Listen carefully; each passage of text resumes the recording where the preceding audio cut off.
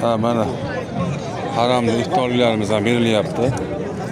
Hamma nimadir beradi ehson qilib. Rahmat, ehsonini Alloh qabul qilsin.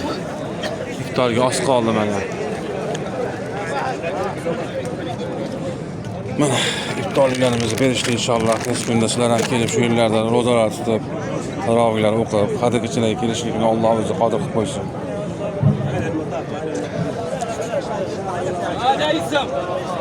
Hamma mana ehson qilyapti 24-mart. Mana juda ham ehsonlar ko'p mana.